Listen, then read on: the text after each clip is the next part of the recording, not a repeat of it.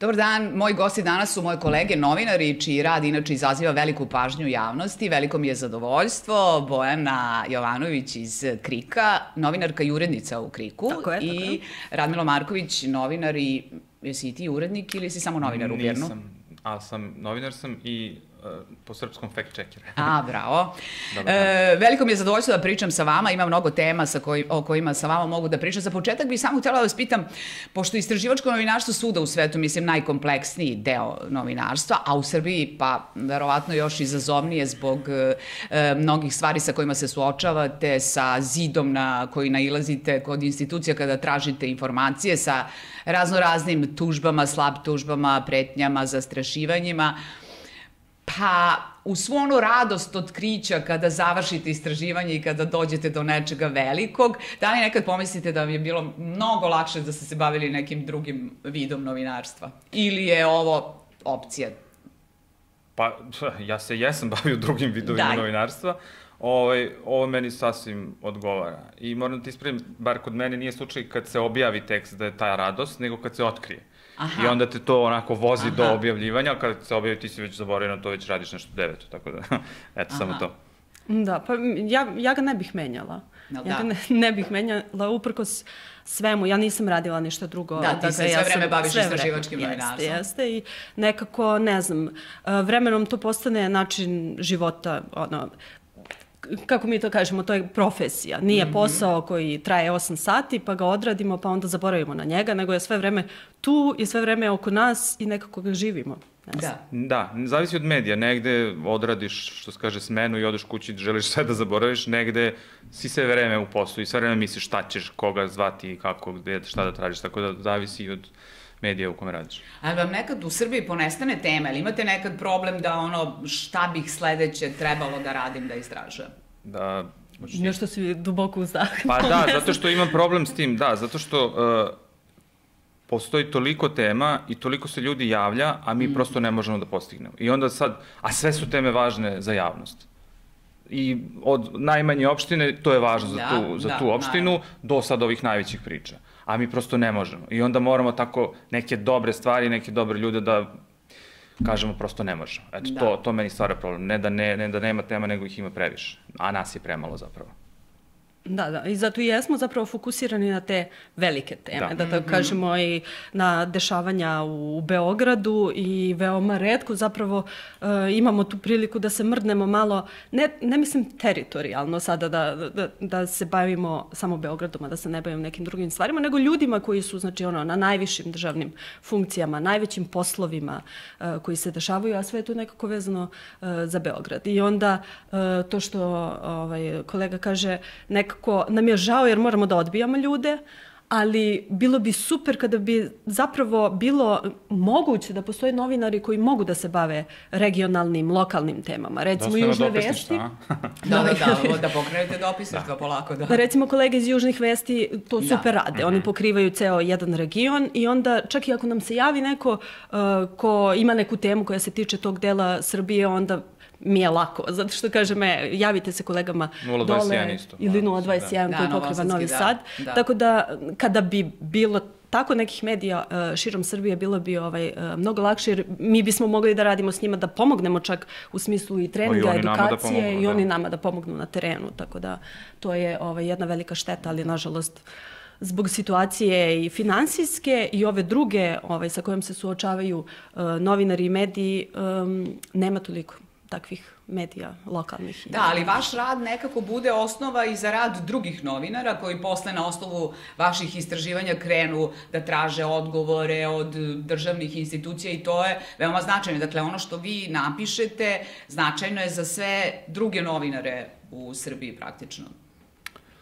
Pa jeste, mislim, tražimo i mi odgovore, ali ih ne dobijamo. Nije malo, da. Da, ali sa druge strane, opet, to je jedan deo medijske scene, jer ono što se dešava, što je realnost u Srbiji, jeste da je medijska scena potpuno podeljena i da imamo sada, dakle, jedan veliki deo medija koji je pod kontrolom države i pod kontrolom vlasti i oni neće nastaviti između ostalog javni servis. Neće nastaviti naše priče i onda gde smo mi stali da nastave da guraju. Ne da neće nastaviti, neće ni da prenesu. Neće ni da prenesu, čak će možda i da ispinuju stvari, da nekako ubace nas u neko blato i da pokušaju da nas oblate i da pokušaju da nas diskredituju i ne znam, optuže za razne stvari. Tako da samo tu mi je nekako važno da postoje kolege koje nastave dnevne mediji koji nastave da guraju tu priču, ali zapravo jedan veliki deo medija čak i zloupotrebljava ono... Apsolutno. Mnogo veći deo medija ne prenese, pošto rekla je Bojana da fali lokalnih medija koji su nestali, počišćeni su zakonom iz 2014. Ali treba reći to da ne samo da manipulišu, nego taj RTS, recimo kad kažemo, ili možda Tanju, ajde sad pominjemo imena, ali dobro, zaslužili su, ne samo da ne prenesu, nego čekaju da neko objavi nešto drugo, da neko odgovori na naše pisanje, pa onda prenesu taj odgovor. A da publika uopšte nije dobila informaciju prvu, na šta se zapravo odgovara i šta je, nego tako dobio odgovor i Boga pitaju sad na šta si odgovorio. To je praksa, nažalost. Ti si pomenuo da se baviš i fact-checkingom i to je jako važno. Ja zaista duboko verujem u vaš rad i pratim vaš rad već dugo godina i u ono što vi radite, zato što baš imam utisak da ne objavljujete ništa dok ne proverite na više načina. To vjerojatno traje i mesecima, taj istraživanja, pa me zanima koliko zapravo posvećujete pažnje fact-checkingu? Nekad je lako raditi fact-check jer je tekst jednostavan, a recimo kad smo imali ove komplikovanije priče, onda to baš dugo traje. Kad smo imali recimo onaj tekst za... Nelegalnu gradnju.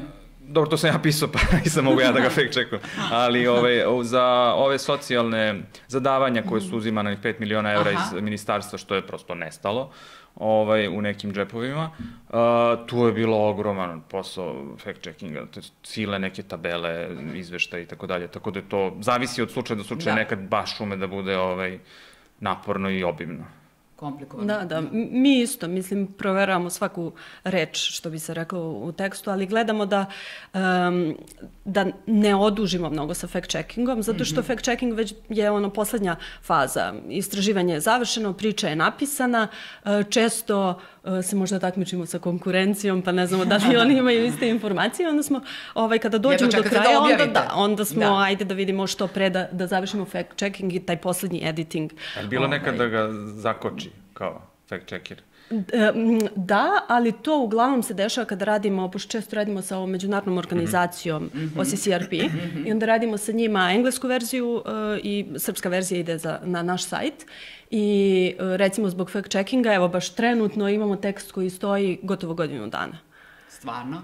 Toga pretaraš. Da, ali zato što je onda fact-checking doveo do novog editovanja, uređivanja, pa je ostavljeno sa strane jer su stigle neke hitnije stvari. Dakle, nije sve vreme da se bavimo time, nego jednostavno dolaze druge stvari. Posvetili ste se i drugim temama, razumem. Tako da moramo da ostavimo sa strane. Ali mislim da je svakako važan fact-checking zato što sa jedne strane nas štiti od tužbi, odnosno koliko god je to moguće i ako nas tuže, znamo da su nam sve informacije proverene i tačne, pa onda barem s te strane manje brinemo, iako to ne garantuje da će ishod po nas da bude povoljan na kraju s obzirom na to kakvo je pravosuđe i u kakvom je stanju, a sa druge strane važno je zbog čitalaca, zato što oni svi znaju onda da mogu u potpunosti da veruju jer nijednom se, dakle, ne dešavaju se stvari da se objave neke informacije koje nisu tačne. To je u principu jedino što mi imamo, to je taj kredibilitet. Mi nemamo medijsku moć, nema nas 250 ili 1250, nemamo ogromne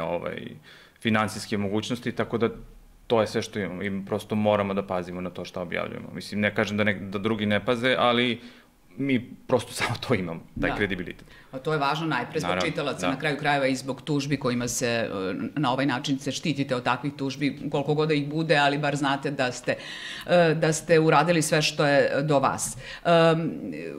Bojana, prvo bih sa ovim vašim poslednjim istraživanja da krenemo, mislim, Radmilo slobodno se uključi, pretpostavljam da i tebe to zanima, bez obzira što je to njihova tema, ali imate Dobro, pa ne možemo svi se...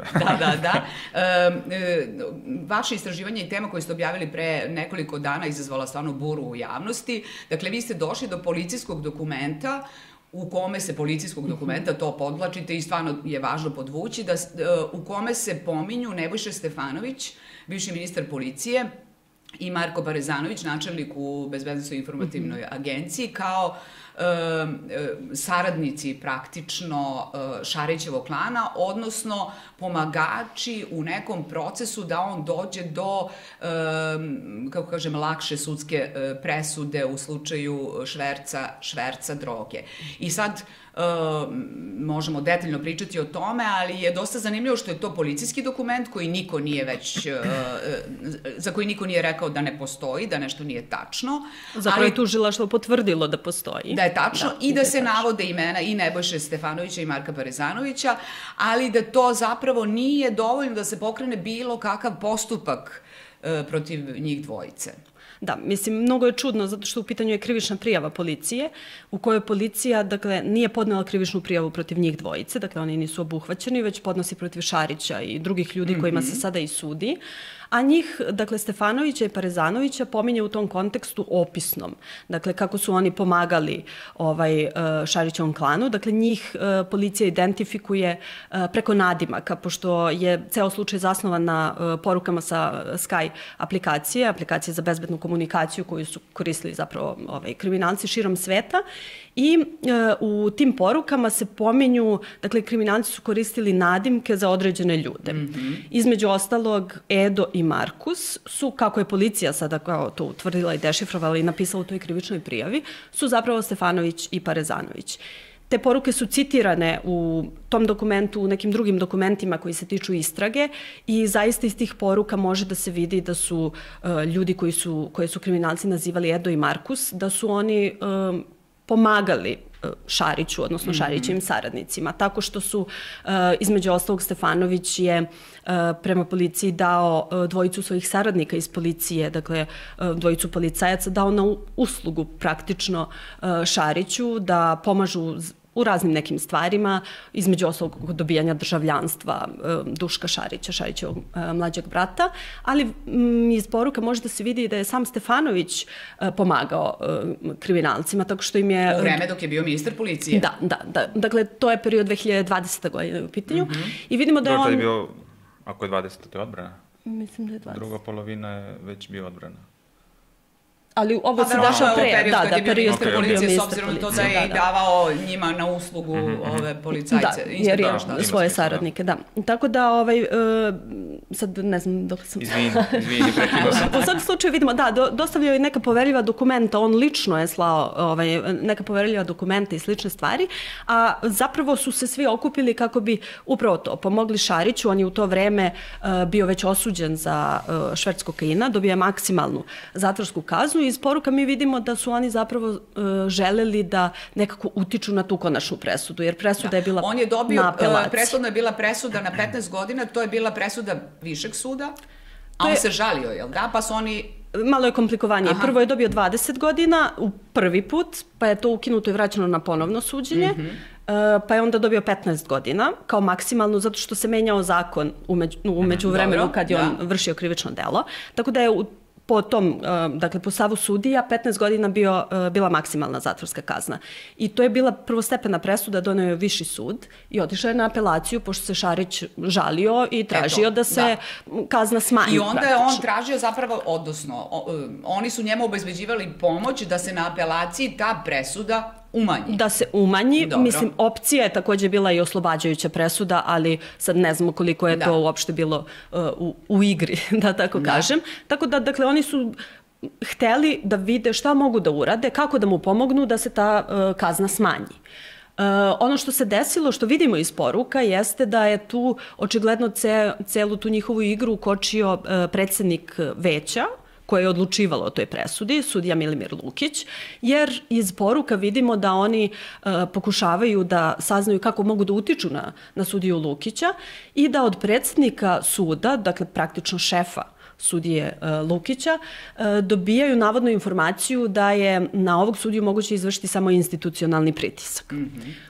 U porukama se dalje ne objašnjava šta je institucionalni pritisak i šta su zapravo mislili po time, ali ono što smo mi uradili zapravo kada smo posložili stvari, videli smo šta se desilo nakon tih poruka. A desilo se to da je presudu, dakle, Lukićevo veće je potvrdilo tu presudu, dakle potvrdilo je 15 godina kazne, ali onda slučaj je otišao na Vrhovni kasacioni sud i Vrhovni kasacioni sud... A to prirodan put? Zašto je to išlo na Vrhovni kasacioni ako je apelacioni sud potvrdio presudu? To može da se desi u slučaju kada ili tužilaštvo ili okrivljeni smatraju da je prekršen zakon tokom odlučivanja o presudi i onda oni podnose takozvani zahtev za zaštitu zakonitosti, zato što smatraju da su oni oštećeni praktično da je tim kršenjem zakona i Vrhovni kasacioni sud u ovom slučaju odlučuje da zapravo jeste prekršen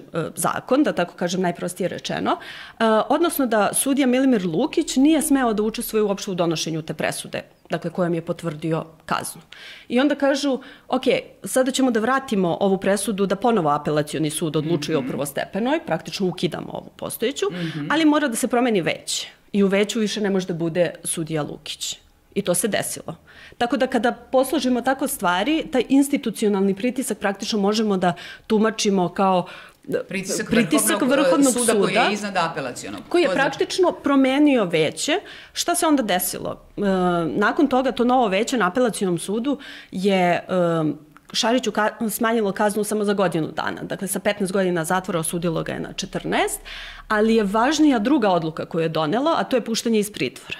Tako da tom odlukom Šarić je praktično krajem godine, krajem 2021. ako se ne varam, je pušten iz zatvorskog u kućni pritvor. Dakle, on je otišao da čeka praktično da sada ode u zatvor na odsluženje kazne iz svoje vile na Dedinju. Da. Znači, delovalo je da kao sudska presuda nije ništa lakša, ako je godinu dana to ne deluje ništa strašno, ali je zapravo veći problem u tome što je novo sudsko veće njega pustilo da bude u kućnom pritvoru. Da. Tako je. Tako da, dakle, nije se mnogo promenila sama kazna, ali sigurno da je njemu mnogo značilo da posle, ne znam, 8 godina provedenih, 7 provedenih u pritvoru, da konačno može da ode kući i da kod kuće čeka praktično odlazak u zatvor.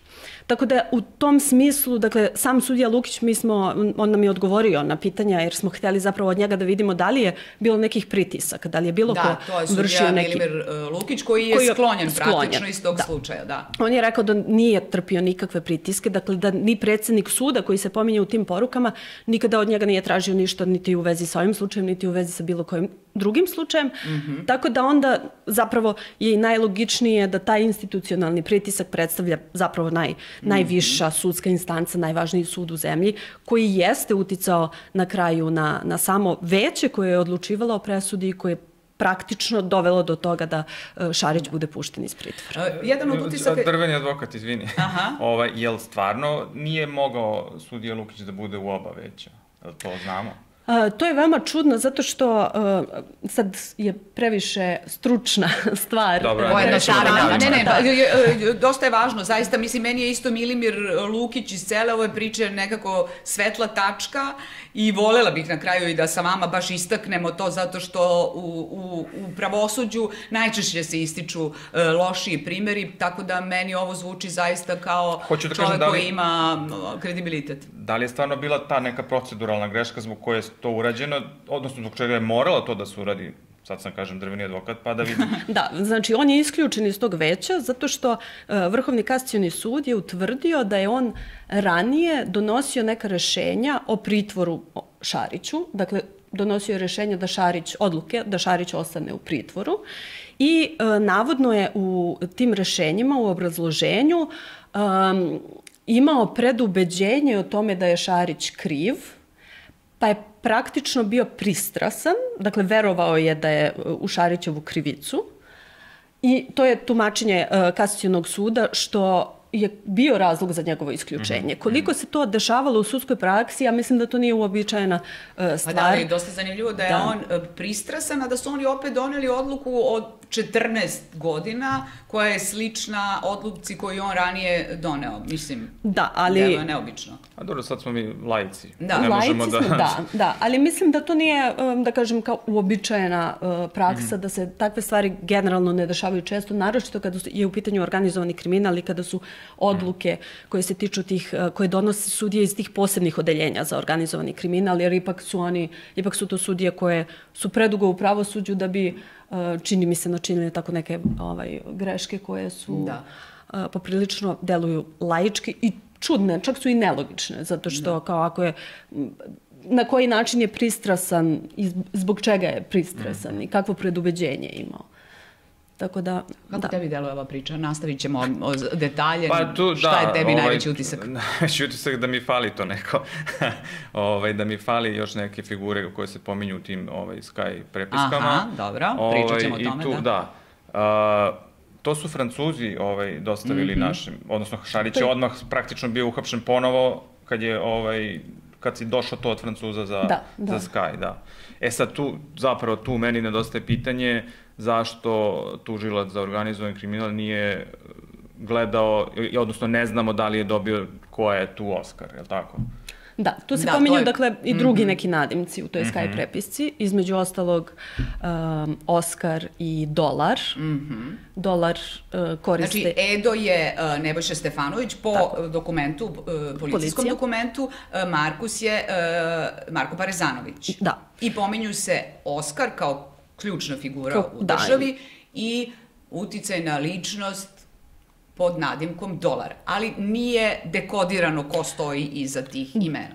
Tako je. Dakle, ono što iz poruka, s tim što ove poruke koje su citirane u istrazi u tim dokumentima, nisu sigurno sve poruke koje postoje, koje su kriminalci razmenjivali. Zato što sve što i dođe iz Francuske, od kolega, od suda i tužilaštva ko već šalje iz Francuske, ovde se, rekla bih, lepo isfiltrira, pročisti, odluči se šta će da se koristi. Što s jedne strane ima smisla zato što verovatno postoje poruke koje nisu relevantne za neka krivična dela. Naravno, da. Sa druge strane, međutim, pojedine poruke su sigurno od velikog interesa i pojedini ljudi za koje znamo da su imali Sky telefone, kao što je Dijana Hrkalović, nikada nismo saznali kakve su poruke razmenjivali, s kim su te poruke razmenjivali i slične stvari. Tako i ovde. Dakle, u ovoj situaciji mi imamo jedan fragment praktično tih poruka koje su Šarićevi saradnici razmenjivali i u njima vidimo da osim Eda i Markusa postoje Oskar, postoje Dolar koji je praktično i Nikola P. Dakle, koriste dva nadimka za tu osobu. Za istu osobu, da. To je takođe diskutabilno. I za njih policija, što je zanimljivo, nije utvrdila sada ko su. A da li je, Bojana, moguće da su Francuzi utvrdili ko su Oskar i Nikola P. i da su oni dostavili srpskoj policiji jasno ko stoji za ta dva imena, a da to policija naša filtrira u informaciji, ili Francuzi ne mogu baš da toliko ustanove? Mislim da se oni nisu bavili zapravo time, zato što jedna je stvar kada Francuzi rade, kada otkrivaju ko su, dakle, nadimke ljudi koji koriste Sky telefon, dakle, Sky nadimke i onih o kojima oni pišu u porukama. U ovom slučaju svi ovi nadimci koje mi pominjemo su nadimci koje kriminalci koriste u porukama. Dakle, to nisu osobe koje pod tim nadimcima su registrovani kao Sky korisnici, da tako kažem. Tako da mislim da se Francuzi uopšte time nisu bavili, nego su samo poslali set poruka ovde policiji i tužilaštvu našima da to istraže, da utvrde, da vide šta im je relevantno ili nije relevantno. Za Oskara, dakle, ni policija nije utvrdila ko je. Ono što iz tog dela poruka koje smo mogli da pročitamo, smo mogli da vidimo, jeste da je to veoma moćna osoba, uticajna, da se nalazi na važnoj funkciji, pošto iz poruka vidimo da ona može, dakle, da je to osoba koja jedino može da preseče. kada je u pitanju ovaj Šarićev slučaj, kada je u pitanju ta presuda, da može da donese odluku i da može da utiče na sudije. Dakle, da može da donese odluku šta će na kraju biti sa tom presudom. Tako da je to nesumnjivo neko ko je veoma moćan. Ne pominje se uopšte, dakle nema nikakvih informacija o tome ko bi mogao da bude. Nakon našeg teksta u delu javnosti se počelo je da se priča o tome i da se pretpostavlja da je to predsjednik Vučić. Da, na osnovu svega što tu piše, ali vi naravno držite se fakata, vi ste naveli šta imate i ne možemo da nagađamo u dokumentu. Ali je zanimljivo, ne znam da li tebi zanimljivo je, na primjer, da se bez obzira što je odmah deo opozicione javnosti i analitičara u celoj priči prepoznalo njega, bez dokaza, ali na osnovu onoga što se vidi u policijskom dokumentu. Zanimljivo je da se predsjednik Srbije nije uopšte oglasio posle ovog istraživanja i posle pretpostavki koje su se čule u javnosti da je on zapravo... Pa ne znam, meni je doktor zabranio da gledam predsjednika, tako da ne bih znao da ti kažem. Da, stvarno. Pa dobro, ali evo ja ti sad kažem, nije se oglasio. Pa dobro, to jeste zanimljivo, pošto se on oglašava o svemu, i o fudbalu, i o košarci, i o tome kako spraviti decu u visokim soliterima, pa možda, mislim. Da, mislim, kako se obično, šta se obično dešava, mislim, to se dešava i kod vas, Radmilo, i pretpostavljam da je ista situacija. Kada objavimo nešto, obično su dve verzije, dakle, ponašanja vlasti. Jedna je opcija potpuno ignorisanje našeg otkrića, što mislim da se ovde desilo, jer u ovom slučaju, dakle, samo je, da kažem, premijerka Ana Brnabić prokomentarisala nešto i to je prokomentarisala, više je to bila njena reakcija na to što se u javnosti priča da je predsjednik, a da nije premijerka Oskar, jer je ona na moćnoj funkciji. Da, zato što se sugeriše u tekstu da je to neko na moćnoj funkciji, a i ona ima moćnu funkciju, pa zašto ne bi bila ona, a odmah se cilja na predsjednika, pa je ona tu praktično njega štitila od tih prostora. Da, ali opet mi znamo ko ima moć, stvarnu moć tu, da li premijerka ili ne. Treba reći predsjedniku da postoji taj Oskar, da učini nešto po tom pitanju. Verovatno nije imao vremena da pročita priču. Ali meni tu, kako da kažem, to je zanimljivo za širu javnost da se zabavlja pitanjem ko je Oskar, ko nije, a s druge strane meni tu veći problem sad mi to ne znamo da li postoji još krivičnih prijava, ali da su policajci otkrili da neko pomaže Šariću dok je u zatvoru, da je taj neko ministar unutrašnjih poslova i da to tako ostane. Da, to je od početka... Znači, to je najveće, ali kako da kažem, iz nekih drugih slučajeva isto vidimo da kad se dođe do Nebojše Stefanovića, da tu ne idemo dalje, Nema ništa dalje. On je reagovao, ali nije tu ništa specijalno demantovao, osim što je rekao da lažete. Da, onda laže njegova policija. Da, ali i to je najvažnije, zato i to ponavljamo. Znači, to stoji u policijskom dokumentu, svi su potvrdili autentičnost tog dokumenta i stoji njegovo ime. Reakcija... Da, ali još jedno samo ugao, izvini se moram. Ne, naravno, mislim da zgodno. Da, to je 22. je li tako? Od kada je ta prijava? 22. da, nakon hapšenja Šarića. Znači, da, ali... To onda govori o toliko dubokoj politizaciji cele policije, zašto se nije moglo ranije ustanoviti. Znači, 20. kad Šarić... Kad se sve to dešava... Znači, on već postaje ministar vojske, ovo se sve dešava ranije, da. Ali Sky dolazi tek 21. Jer je Sky razvijen tek 21. Onda povlačim, povlačim, glupo pitanje, jer je osnova Skype-a, onda su te poruke stigle. Pritom je pitanje sada i kada su dešifrovane. Ono što znamo jeste da 22. da su stigle u Srbiju. Zapravo morali su vjerojatno stići dosta ranije pre hapšenja, barem neformalno, da bi uopšte se napravio slučaj istraga protiv Šarića, jer je on uhapšen u aprilu 22. Što znači da kao barem nekoliko meseci ranije je policija morala da zna šta se dešava. To me zapravo najviše zanima da li tu postoji još nekih krivičnih priroda kojih niko nije... U ovom konkretnom slučaju ne. Jeste pitali? Ne. Ne. Tužilaštvo, da li ima još na osnovu toga? Nema, zato što i naročito nema, dakle, istraga se tiče samo ovih ljudi, oni su već na suđenju u celom postupku.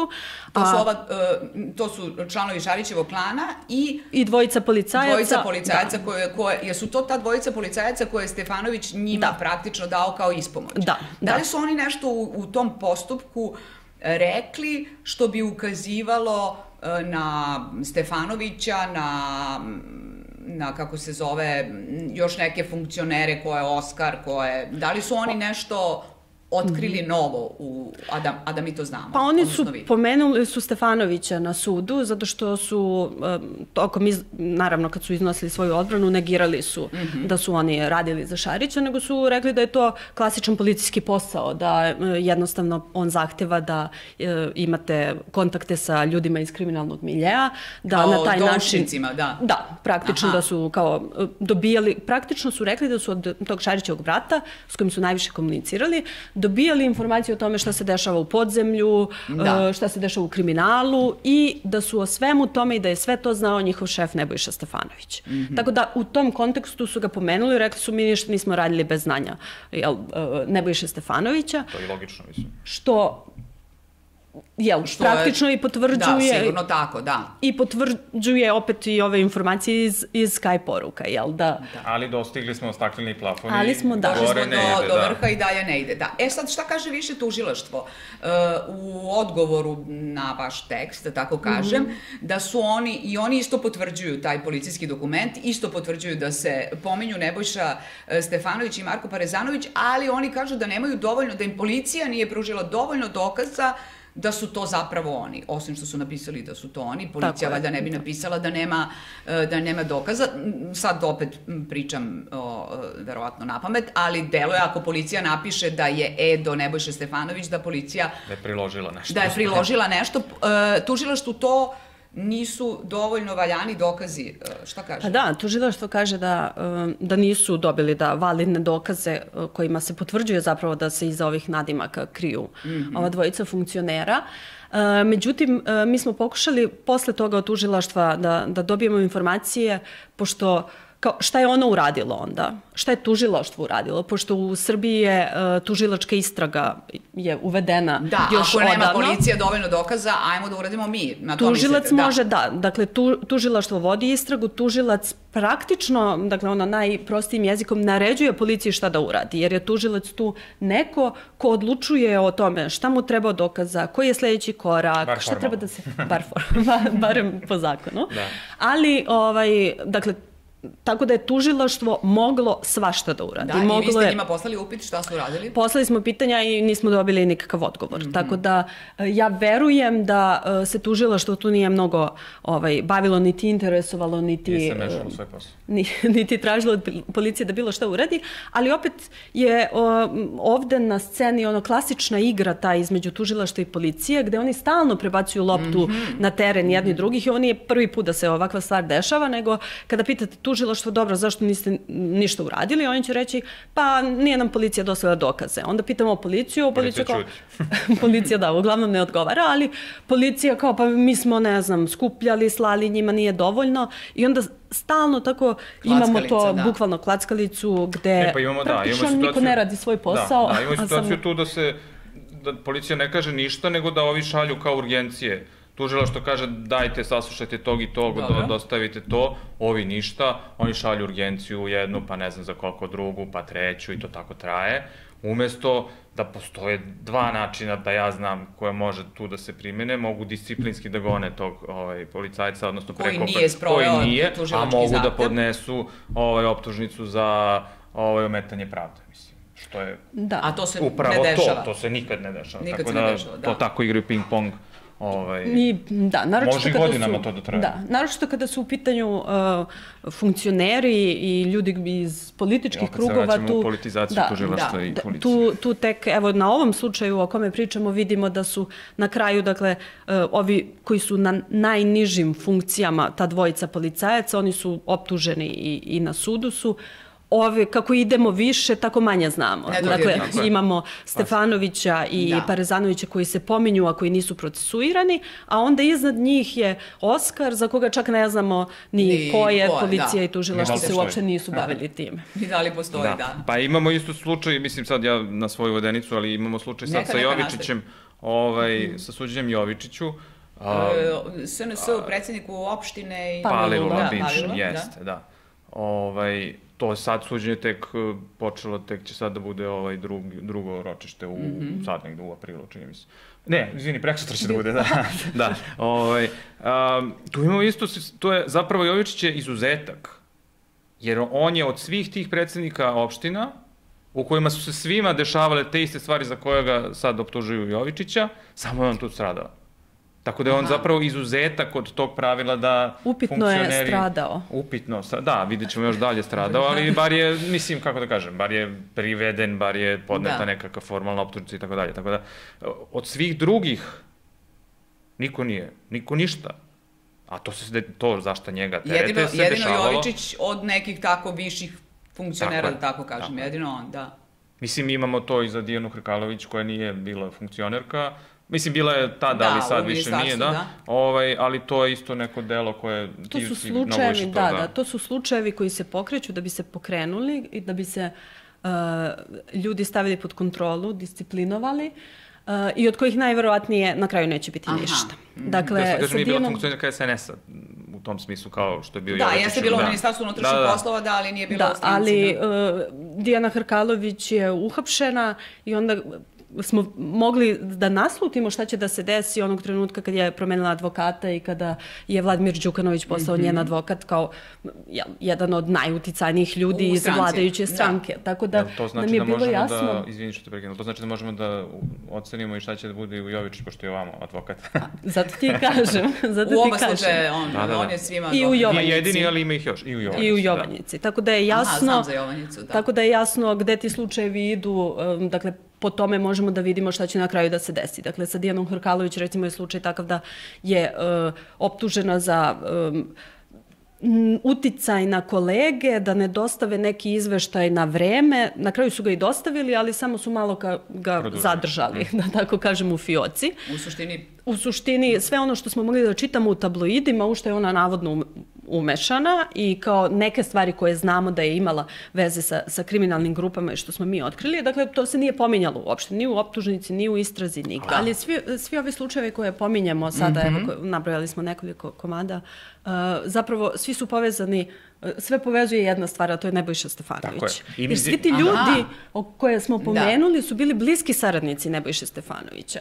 I svi su pohapšeni u trenutku kada znamo da je došlo do razlaza i do raskola između predsjednika Vučića i Nebojše Stefanovića. Aleksandar Papić, čini mi se da nije hapšen. Samo sam ovo još htela u vezi sa tim posljednjim slučajem Šarića koji ste vi radili. S obzirom na to da su Francuzi našoj policiji dostavili te podatke sa Sky aplikacije i sve ovo što na kraju čime barata naša policija i da je obavešten i Europol i to je na kraju bila međunarodna istraga šverca kokaina. Da li vam, za oboje mi je pitanje, da li vam to sad nekako uliva sigurnost da ovo neće proći bez epiloga, jer nije to samo sad na našim ovde ni pravosudnim ni državnim organima, ako je već uključen i neko iz nekih uređenih zemalja sa institucijama.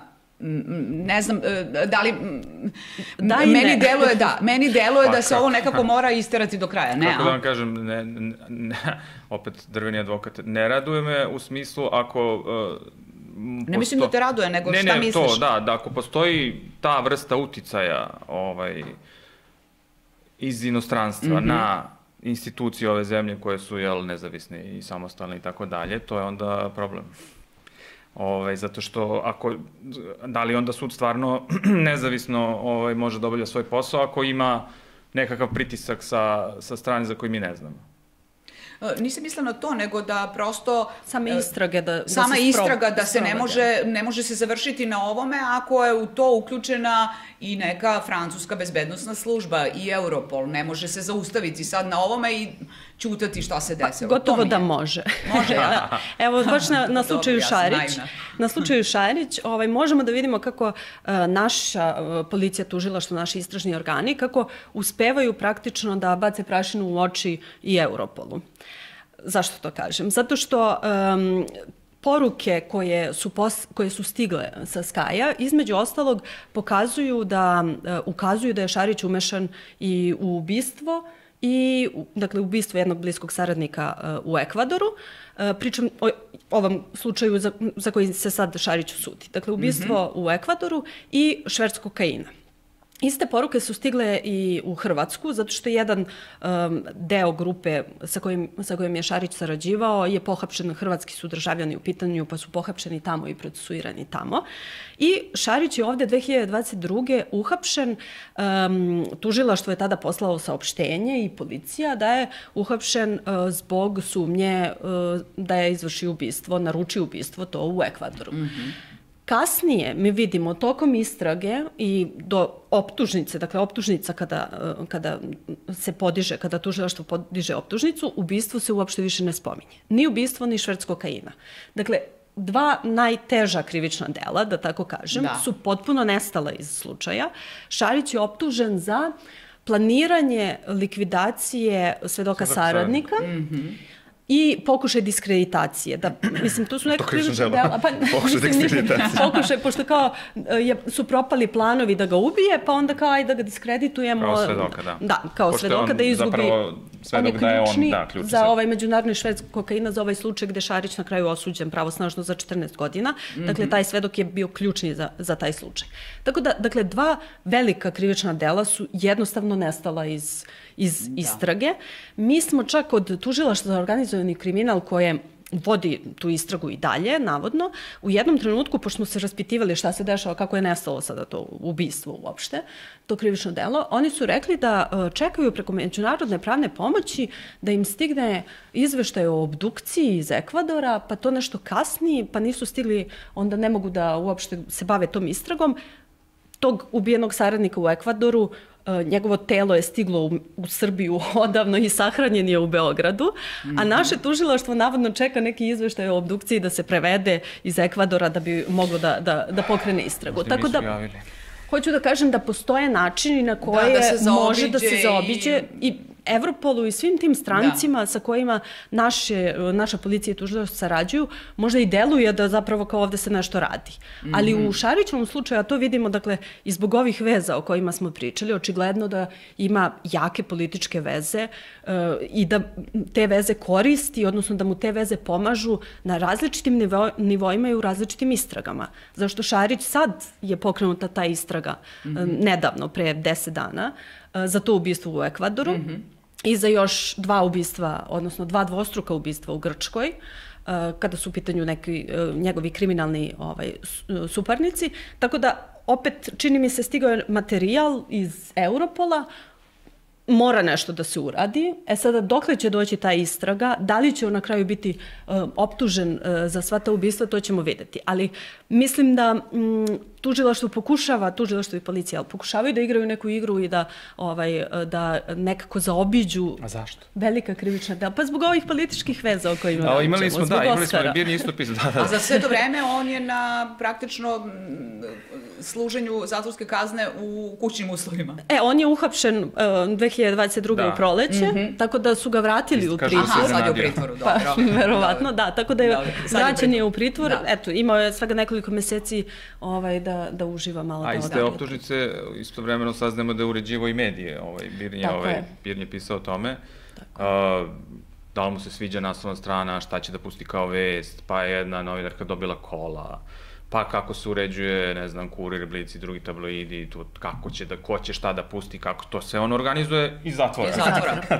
A i dalje ne znamo komu je dostavljao telefone koje koristio. A ne znamo ni dalje neko podneo krivičnu prijavu za to, jel? Postoji za to? Ne znamo, pa tužilaštvo istražuje. Pa to je problem što ta istraga i predistraga traje. Da. Može da traje koliko god. Ali ne znamo, evo, dakle, kao poverenikova. Sada će 2 godine kako je on uhapšen u aprilu, mi i dalje ne znamo otkud njemu, kako tužilaštvo tvrdi da je on koristio taj Sky telefon iz pritvora, komu je dostavljao. Da, ništa se to ne zna, da. Sad me Radmilo podsjetio kad pominje te veze sa medijima, tih kriminalaca, pa mi je sad to pitanje za oboje. Pošto i u ovom vašem istraživanju se navodi da, na primer, Marko Parezanović hvali inspektore koji su bili na usluzi klanu Darka Šarića, kako su dobro progurali u medije, na primjer, priču o svedoku Joksoviću i kako se na tome dosta radi, da. Ali me zanima sad za vas pitanje kao istraživače, koliko imate li strah da i vama neko nekad ne proturi neku informaciju. Zato što kažete, na primjer, u BIA postoji i ta konzervativna struja, to sam kod vas videla u istraživanju, koja je, na primjer, konzervativna struja Marko Parezanović, za razliku od Gašića, koji je hteo da se vodi istraga za Šarića.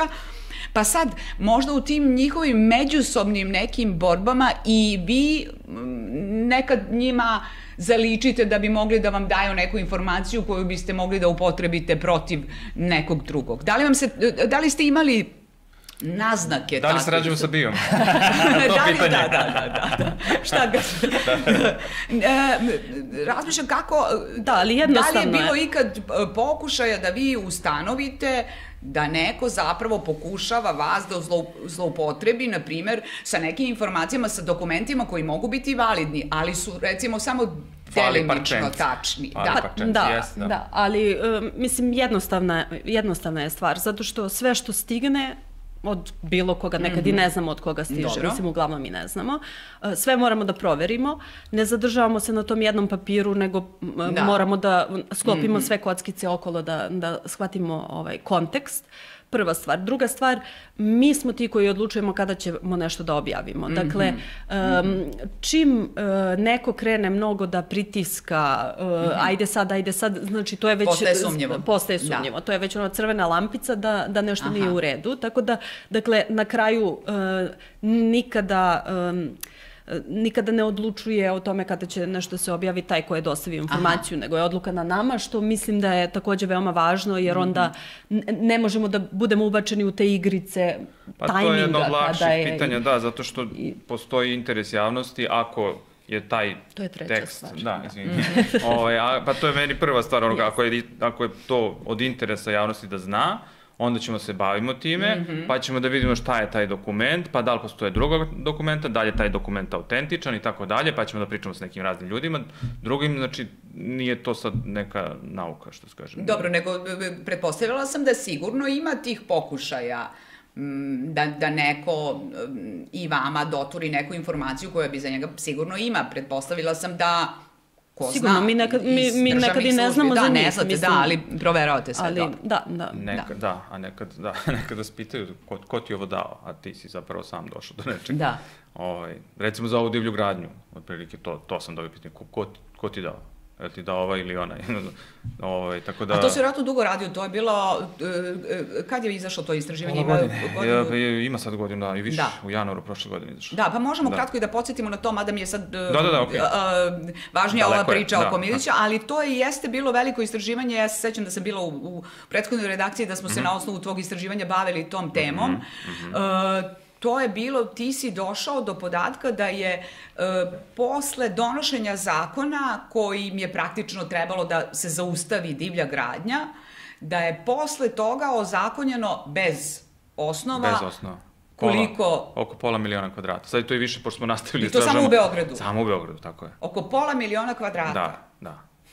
Ali ja to, kako da kažem, meni to niko nije dao. Da. Nego sam išao po mapi i gledao koja zgrada je porasla među vremenu u roku od 5 godina. Čekaj, ti si upoređivao onaj satelitski snimak koji je bio, to nam reci, taj satelitski snimak je bio tačka koja pokazuje od sad više ne može, što se izgradilo, ovo do sad ćemo dopustiti, progledat ćemo kroz prste do 2015, ili tako? A posle toga više nema. I onda si ti istraživao šta je desilo. Na istom sajtu, znači na GeoSrbiji se nalaze oba snimka iz 15. i iz 20. I ja sam posle sam otkrio neke druge satelitske snimke, nisam se uopšte bavio time ranije. Onda samo pogledaš, uporediš dva snimka, vidiš gde je niklo nešto i onda odeš u katastar i vidiš šta je ta zgrada. Da li ima dozvolu? Da li ima upotrebnu dozvolu ili je ozakonjena. Ako je zakonjena, to je problem, jer je nije bilo na snimku.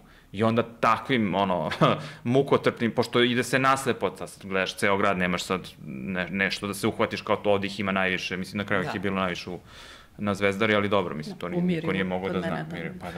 Pa da. Mirjevo si tu pominjao kao pa jesam, ali šta, mislim, kako da kažem, šta to vredi kad 2 dana ili dan posle tog istraživanja kad smo objavili, RTS pusti vest koji kaže građani Mirjevo imaju probleme s parkingom zbog nelegalne gradnje, a ne puste vest o tekstu, mislim. Koji je uticaj onda tog teksta? Pa ja te razumem, ja razumem to. I tužilaštvo do danas nema. Ali to mi je važnije, mislim, okej, razumem i gnev prema... Nije to gnev, to je, mislim, rezignacija više. Rezignacija, dobro, ti blažu reč upotrebljavaš, okej, ali je zapravo veći problem od toga što tužilaštvo ne reaguje. Tako je. Da, jesi umeđu vremenu, znači, tad ste ustanovili da je, koliko je to bilo kvadrata sveukupno, 450.000? Pa da, skoro pola miliona. A i kažeš da su umeđu vremenu radili ste dodatno istraživanje da ima još. Pa dobro, usput, više nisam mogao samo time da se bavim, nego sam radio usput, ja sam još našao nekih, ne znam, ajde, mislim, objavit ćemo tekst skoro tome, ali još malo sam našao, ajde da kažem. Pa dobro, u odnosu na ovo ne može biti baš ni mnogo. Pa da, ne može više, da, zato što sam dosta delova grada pretražio skroz. Ali to, mislim, nikakvih efekata nije imalo na bilo koga. Sudske procese, tužilačke, da, ništa. Tako je, znači to, oni su vodili kao neki, vode i dalje neki procese, ali pisat ćemo i o tome, ali to je sve... Pa da, mislim da je to nekako najviše onespokojava u celoj ovoj priči. Ja kad slušam kolege iz Hrvatske, tamo se ipak, kada kolege poput vas urade tako nešto, tamo se nešto desi. Ministri moraju da podnesu ostavku, često i odgovaraju, da ne pričamo sad o Sanaderu koji je primer, ali zaista ne može da ostane bez nekog odgovora. Mislim da je ovde, ja ne znam da li... Sve ostaje bez odgovora. Da, je li ima nešto... Samo jedan slučaj zatrpava prethodno. Da, je li ima nešto što je proizvelo taj neki proces tužilački, sudski? Jeste. Bilo je. Bilo je, za naše priče, mogu da kažem, bilo je za onog psihijatra što je delio lažne, odnosno što je upisivao lažne dijagnoze u kartone. Da, sećam se toga. To je bilo pre godinu dana, tako? Pa recimo, da, možda malo više. A druga je bila, koliko sam shvatio, vezano za Ministarstvo porodice dok je bio Ratko Dmitrović, da su tih 5 miliona evra dali na konkursima raznim drugarima, da tako kažem, pa se vodi nekakva istraga, ali nema još... Da. Dobro. Što bi se reklo, lakši slučajevi nekako i dođu do pravosuđa. Ili možda nisu lakši koliko ovaj jedan je sigurno nepolitički, a ovaj drugi je protiv nekog bivšeg političara, odnosno tako je tad bio na čelu ministarstva, tako da... Mislim da je to veći problem nego RTS. Ne bi vam ni RTS pomogao da do toga dođe. Boga mi. Pa, ali, mislim, mi smo na vrlo maloj, kako da kažem, medijsko nebo Srbije, ajde taj glup izraz da upotrebim, jeste podeljeno, ali na jedan veliki deo i jedan mali deo. Mi dopiramo do ovog malog dela, u ovom drugom delu smo zabranjeni. Mi tamo ne postojimo. I građani, šta je svrha RTS-a? Znači, on nema sad komercijalne, možda ima, ali nije mu to prva stvar. Znači, on treba da izvesti javnost o stvarima koje su javnog interesa, a ne da brani ili da pravi oblande ili da čeka reakciju nekoga da bi objavio neku vest. Znači, to ne dopire, RTS je najgledaniji. Jasno. To ne dopire do najvećeg broja ljudi. Zbog toga. Ako bi dopiralo, onda bi bilo pitanje šta bi se dalje dešavalo. Da li bi to onda bio veći pritisak na pravosuđe? Pa recimo i na pravosuđe i na recimo izbore, možda bi ljudi nešto drugo pomislili, bože, kad izlazim na izbore, ja setio se šta je to sve pisalo o njima, ali to nisu nikad ni čuli. Tako da je to sve povezano. Ne može da se kaže da nema to veze sa RTS-om. Ima i tekako veze. Građani bi bili informisani, mislim, i znali bi šta se dešava u zemlji.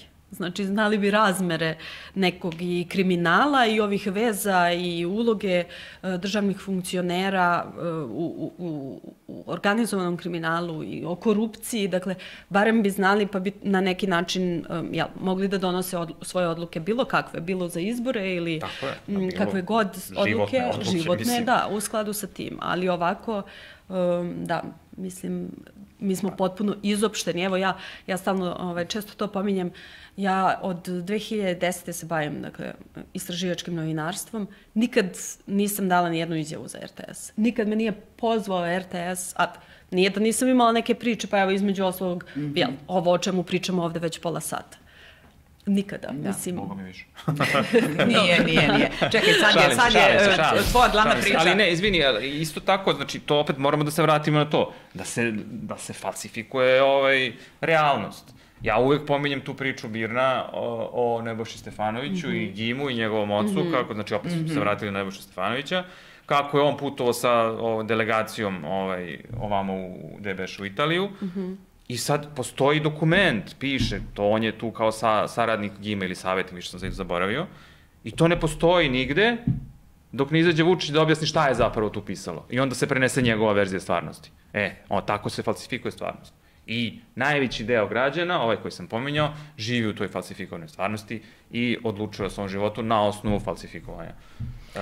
Razumem, nego je moj deo priče bio da bez obzira na to, ja se slažem sa vama, bez obzira na to i tužilaštvo i policija dođu ipak do informacija koje vi objavite, ali ne pokreću ništa. Kako da kažem, sve je deo jedne priče. Okej, razumem. Kontrolisani mediji, kontrolisano tužilaštvo, Ali zanimljivo je, i tu se promenile stvari kad su u pitanju policija i tužilaštvo. Ranije su se pretvarali da pokreću neke postupke.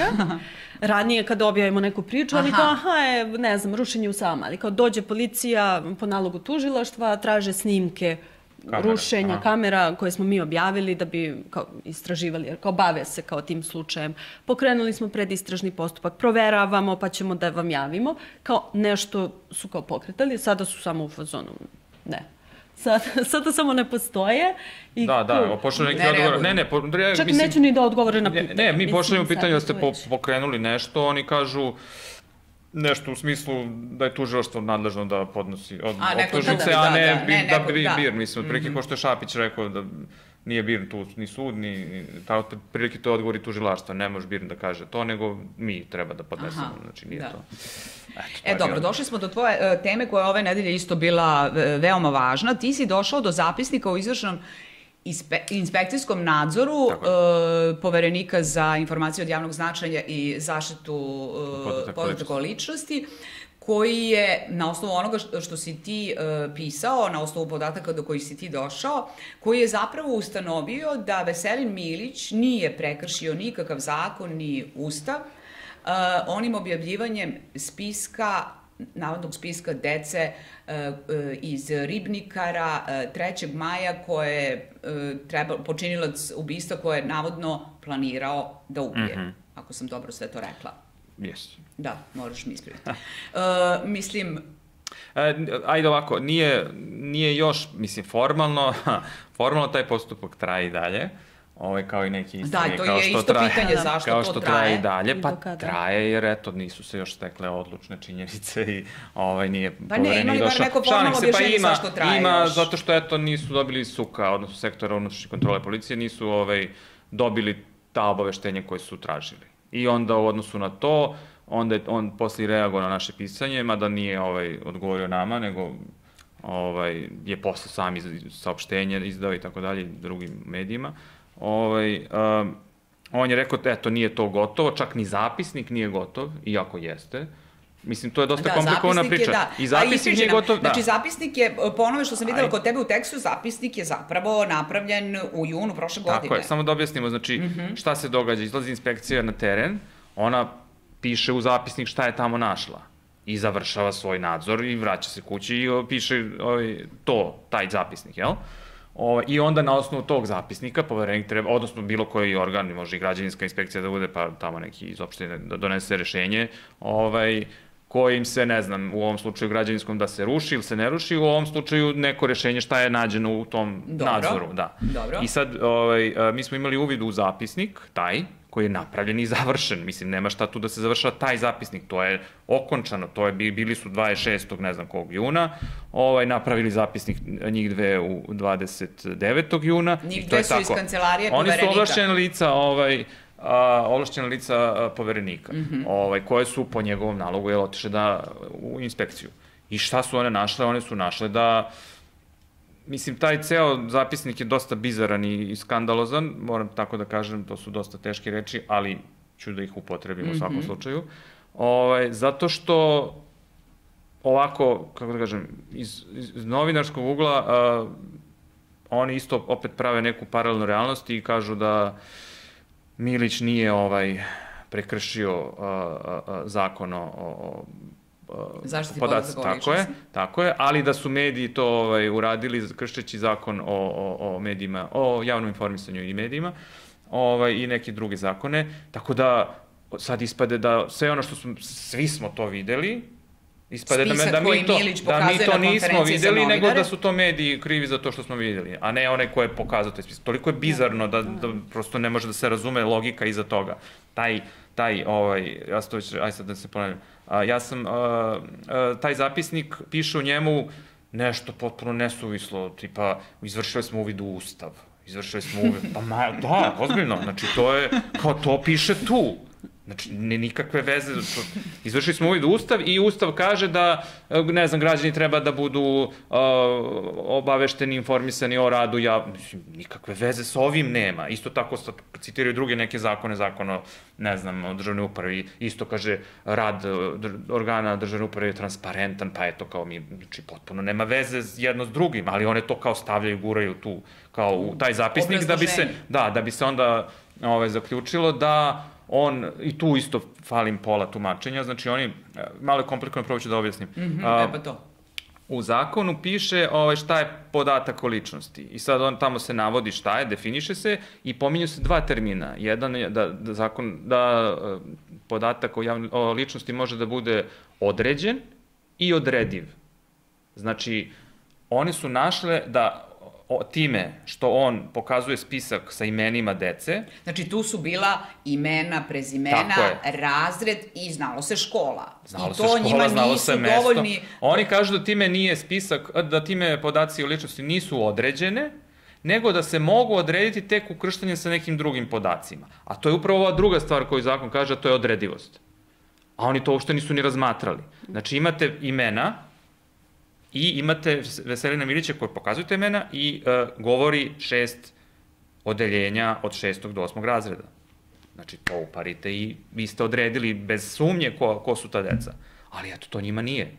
Oni to uopšte ne govore. Deluje mi kao da sad se igramo glovih telefona, deluje potpuno... Upravo to, paralelna realnost. Kao da ovo je uopšte da neka komisija ustanovljava ono što je videla cela Srbija. I ustanovi suprotno što i da ustanovi da su mediji zapravo krivi što su došli do podataka koje im je doneo predstavnik države, odnosno policije. On im je pružio te podatke i sad su mediji krivi što su te podatke koristili. Sigurno su mediji kasnije i bili krivi zbog mnogih stvari, to je nesporno, ali to nije naša priča u ovom slučaju. A nije ni njihova priča. Oni su nama odgovorili još onda, u junu prošle godine, da u tom konkretnom slučaju poverenik nije nadležan za medije zbog slobode izražavanja i ja sam to stavio u tekst, to je to tad rekao, ali oni su se potom bavili time šta rade mediji, da li su oni prekršili ili nisu, uopšte bespotrebno, ko što su napisali da su izvršili uvid u Ustav, tako su nije trebalo ni da se bave šta su radili mediji, mislim, ali eto, moralo se... Znači, pozvali su se na Ustav da kažu da on nije prekršio Ustav. Ne, pozvali su se na Ustav da kažu da po Ustavu svaki građanin treba da bude kako već... I u zakona dva su se pozvali, zakona o policiji, da policija isto, rad policije je javan, jel? I onda, mislim, po tom tumačenju svaka istraga i svi podaci i svake istrage bi sve vreme bili ovako javni i to nikako ne bi, to ništa nije problem. A zapravo znamo kako da su svi podaci, da nijedan podatak istrage ne može da bude javan. I mislim, mi ni ne tražimo podatke iz istrage jer znamo da nećemo da ih dobijemo. To se prosto ne daje po zahtevu, ne može se da, pošto istraga nije javna. A ima još jedan zanimljiv deo koji si naveo u svom tekstu, koji se navodi u njihovom zapisniku o, kako kažem, psihičkom stanju Milićem. Da, to je isto zanimljivo. Oni tumače da je on zapravo bio vidno uznemiren i da je pokazivanjem tog spiska zapravo hteo da skrene pažnju da je izbjegnuta teža tragedija. Pa ja sam lepo rekao da je bizaran. Da, oni tu sad, ne znam na osnovu čega, oni nisu razgovarali sa Milićem. Ok, mogli su možda da vide ovako s televizora. Su čitaju Ustav, nisu imali vremena. Da, morali su da gledaju Ustav, da vidi šta piše, ali... Istražuju Ustav. Ali problem što na osnovu čega, ajde dobro, mogu da... Ali opet tome nije mesto u zapisniku da je on bio vidno uznemiren. To, mislim, sigurno jeste, nisu nesporno, oni, da. ali nisu oni nadležni, niti imaju sposobnosti formalne da bi to... Oni su samo trebali da ustanove da li je on prekršio zakon o zaštiti podataka od ličnosti. Oni su rekli da nije. I oni su rekli da nije, bez obzira na to što je on ukazao na imena dece, imena i prezimena dece sa sve razredima iz te i te škole. I to nije... Nije nezaštićen identitet, da tako kažem. Da, to kaže, nije određen identitet. Ali su se usput potrudili da opravdaju čak i zašto je on pokazao taj... Pa da, tumače, on je bio vidno uznemiren, a onda je to pokazao da bi se pokazao da je tragedija mogla biti i veća. Znači, oni se upuštaju u tumačenje sad njegov, iako nikad nisu razgovarali s njim, mislim, to je potpuno besmisleno, ali eto to. A kaži mi, pošto je poverenik Marinović, on je izdao saopštenje posle tvog teksta i rekao da to nije konačan izveštaj. Da li ti sad očekuješ da taj izveštaj bude drugačiji u odnosu na ovo što si ti sad imao uvid? Da, ja sam to rekao na nekoj drugoj televiziji. Sad nisi na televiziji, ali u redu. Pa dobro, biće, na nekom drugom video snimku sam rekao. Ne razumem kako će on da se sad vrati u vreme 29. jun, pa će da tamo ustanovi nešto drugo. Nije mi jasno kako zapisnik nije konačan. On tamo pominje neke... A možda su mu potrebne još neke informacije, da. Da, ali što nije? Ako je već to toliko transparentan rad organa vlasti, što nije izašao odmah da kaže ne da mi suk informacije, kad je toliko transparentan, nego mora da čeka da izađe... Sektor unutrašnje kontrole. A šta se čeka od sektora unutrašnje kontrole? To meni. Oni sprovode svoju istragu da se vidi da li je Milić, pošto postoji... Da li je Milić bio na konferenciji za novinare i rekao to? Da li je povredio nešto, neki propis. A i u prvom tužilaštvu, i prvo tužilaštvo u Beogradu...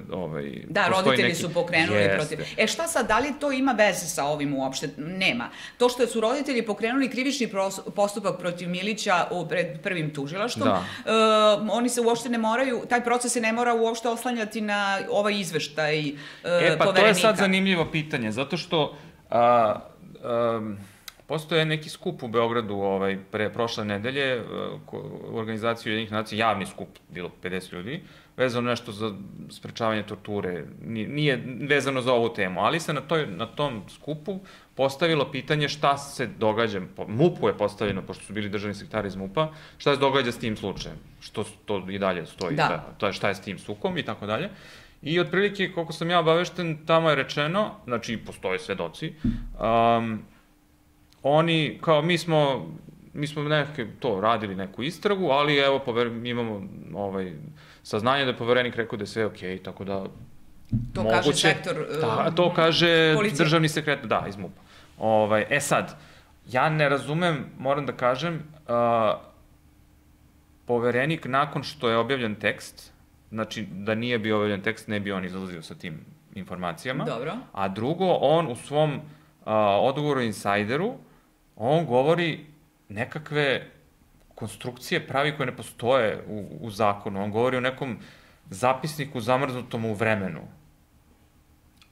O tom zapisniku gde su vršili uvid u ustav i da je bio vidno uznemiren. Znači, to je zapisnik zamrznut u vremenu, pa će on, valjda, kad dobije neke podatke, da izmeni taj zapisnik, pa će možda biti i drugačije rešenje od toga što piše. Znači, potpuno nešto nesuvisno. Pa dobro, ali ne bi bilo ni neobično da bude drugačije. Ne, ali, naravno da ne bi, sad je ovo već pritisak javnosti, tvoj tekst i moguće da poverenik kaže, dobro, ovaj izveštaj... Ali ne bi smelo, što se onda ne drži svojih nalaza. Ne mogu ja da utičem na njega. Kakva je to nezavisnost ako ja mogu da utičem svojim tekstom na njega? Pa dobro, možda mu je stvarno nedostaje taj suk. Jedan papir, jel? Suk.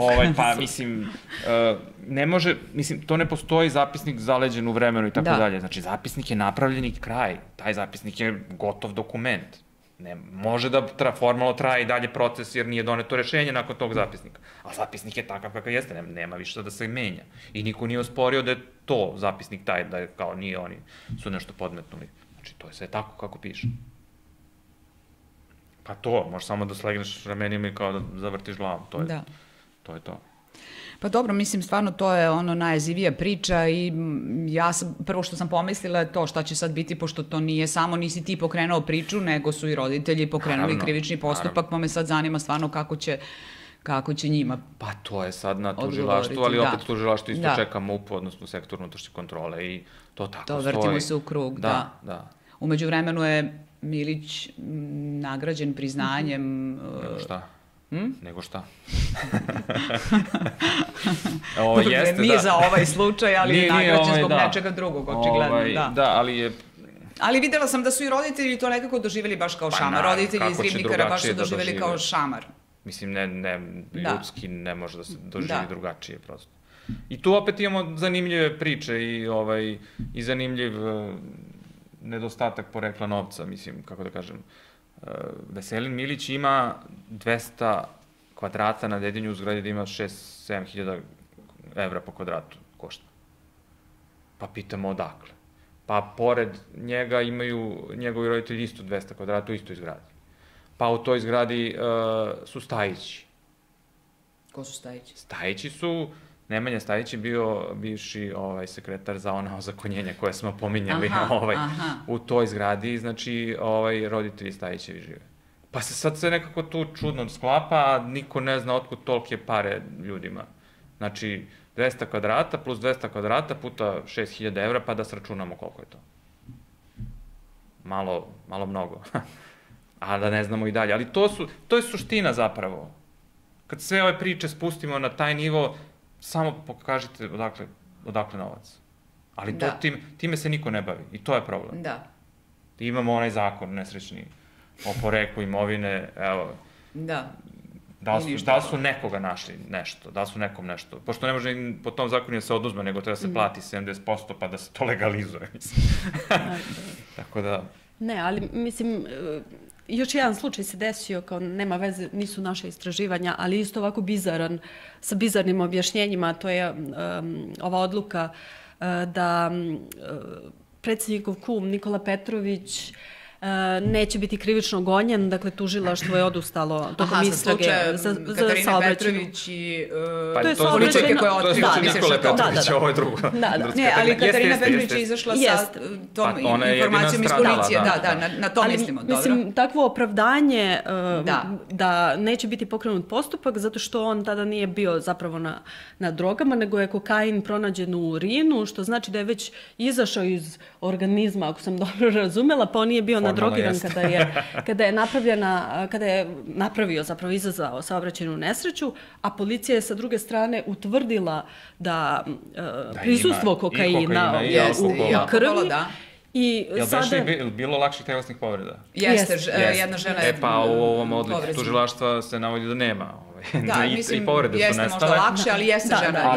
Jedna žena ili dve žene su bile, da, a jedna je valjda imala lakše telesne povrede. Ali više nema ni tih telesnih povreda i to je nestalo. Tako da su samo nestale neke stvari, dakle, utrošila se kao neka, smišljali su ljudi u tužilaštvu kako da opravdaju, šta da urade, na koji način da, sad, kao i za Milića, dakle, ajde da ubacimo i ustav i da ubacimo svašta nešto u to obrazloženje da bi... I psihološki moment.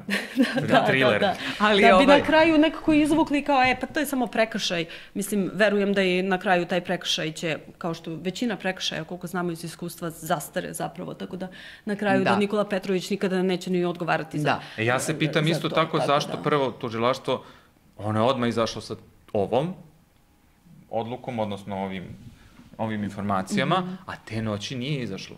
Iako je par dana, sad se više ne sjećam, pre ili posle, pre toga je izašao sa informacijom da je, ne znam, neko alkoholisani vozač, ne znam, udario negde na Karaburmi nešto.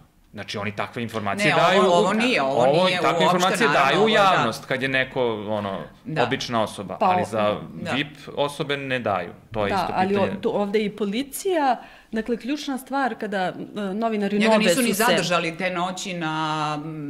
trežnjenju. Pa što kad nije bilo oko? Ali ovdje je bilo zanimljivo i zato što kad su novinari Nove otišli tamo, policija je, naravno, krenuli da ih oteraju, da ne bi slučajno fotografisali. I ko vam je dao informaciju? I skida se tablica. Da se ne vidi registracija. Ali ključna informacija koja je policajca zanimala jeste otkud vi ovde, ko vam je rekao. To je ona priča ko ti to dao. Ali to je zapravo tužna slika danas, sad prelazimo na makroplan, da se sve institucije zapravo samo time vode. Kako da zaštite VIP osobe, vrlo važne osobe, koje su iz nekog razloga vrlo važne. I to im je osnovna funkcija. Nije funkcija rad u interesu građana, nego da se zaštiti struktura. Kako reče onaj tužilac Ja ne radim za građana, ja radim za državu. Znači, to imamo. Pa upravo čovjek isto to na nekom javnom skupu rekao, da ga ne pominjem sad. Ali to je situacija danas. Znači, da oni se ne bave svojim poslom, nego ako nešto uspeju da stignu ovako u korist građana da urade, to je dobro, ali sve vreme to se nekako namešta da se ništa ne desi energija se vrlo važnim osobama. Ne troši na istrage, nego na pa onda silna, zaštitu. Ja sam postao notar, pišem ove zahteve po 2 strane da bi se izborio za neke informacije koje u principu su treba da budu javne same po sebi, ali ne, nisu javne i tako. Prolazi vreme, sve prolazi, ali niko ne odgovara. Ali baš zato što sve prolazi, nadamo se da će da se probedi situacija, da se provedi vreme. A ti to politički nešto? Ovo je sad neki motivacijni, završavamo, kaži, molim te, da. Pa ne, mislim, ja uvek gledam to kao optimistično, koliko god je teško biti optimističan u ovom trenutku, ali da će u nekom trenutku i da se oslobode institucije i da će da zapravo radi svoj posao koliko god. Da se raspetljava sve ovo što ste vi pokrenuli zapravo. Neće sve sigurno, ali ako jedan mali deo od toga se raspetlja, ja ću biti srećna. Da. Zbog toga Radmilo ne deluje da će biti ikada srećena. Ja imam teoriju ne prihvata to kao opciju da bude srećan. Naprotiv, mnogo sam srećniji od kad ne gledam predsjednika. A to si definitivno prestao? Jesam, ozbiljno, nisam se šalio. Da. Stvarno sam prestao. Pa mislim, to je bilo omiljeno štivo pa jeste, ali ostavilo tvojih pratilaca na društvenim mrežama, bukvalno ostavilo posledice po zdravlju, tako da misliš da je to baš ostavilo posledice po tvoje zdravlju? Između ostalog, da. Zaista? Da. To je previše radijacije. Da, pa onda razumem svakako, naravno. Ali hoću da kažem drugo, što kaže Bojana, da se nadovežem na nju i vezano za promene. Ja imam teoriju da pošto su progutani svi oni zločini tokom 90-ih, gde su ubijani ljudi nekažnjeno, gomila ljudi, mnogo ljudi je pobijeno tokom 90-ih, kad nismo njih, odnosno kad ovo društvo nije njih osudilo kad god, bilo 90-ih, bilo 2000-ih, a što je onda problem ako neko ima 5 miliona evra? Ili ako ima 200 kvadrata nedeljno. To su minorni problemi u odnosu na ovo. Ako to moglo da prođe, onda sve može. Nemamo čemu da se iščuđavamo. Tako je, onda se moramo vratiti prvo na to, pa ćemo onda... Kad se to reši, onda se rešava i ovo drugo. Hvala vam mnogo, sa vama bi baš moglo da se priča dugo, probili smo sve termine, ali meni je bilo zadovoljstvo. Nadam se da ćemo opet da razgovaramo. Mislim, nažalost, imat ćemo tema sigurno, pošto vi uvek imate tema kojima i istraživanja kojima otkrivate šta se dešava u ovoj državi. Hvala vam mnogo još jednom. Hvala vama.